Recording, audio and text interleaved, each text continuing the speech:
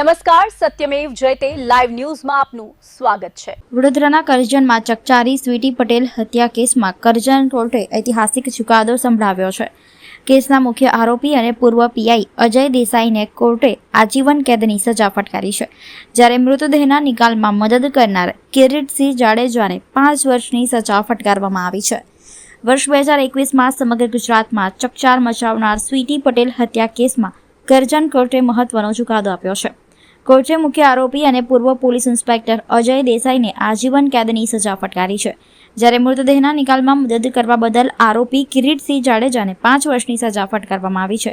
આ સમગ્ર કેસમાં અમદાવાદ ક્રાઇમ બ્રાન્ચ દ્વારા 1290 પાનાની ચાર્જશીટ રજૂ કરવામાં આવી હતી। તપાસમાં સામે આવ્યું હતું કે 4 જૂનની રાત્રે ઊંઘમાં જ અજય દેસાઈએ સ્વીટી પટેલનું ગળું દબાવીને હત્યા કરી હતી। અજય દેસાઈ અને સ્વીટી પટેલ વર્ષ 2016થી સાથે રહેતા હતા અને બંનેને એક પુત્ર પણ હતો। જોકે વર્ષ 2017માં અજય દેસાઈએ અન્ય મહિલા સાથે કાયદેસરના લગ્ન કરી લીધા હતા। હત્યા બાદ સ્વીટી પટેલના મૃતદેહને કારની ડિક્કીમાં મૂકીને ભરૂચના અટાલી ગામ નજીક લઈ જવામાં આવ્યો હતો, જ્યાં મૃતદેહને સળગાવી પુરાવાનો નાશ કરવાનો પ્રયાસ કરવામાં આવ્યો હતો।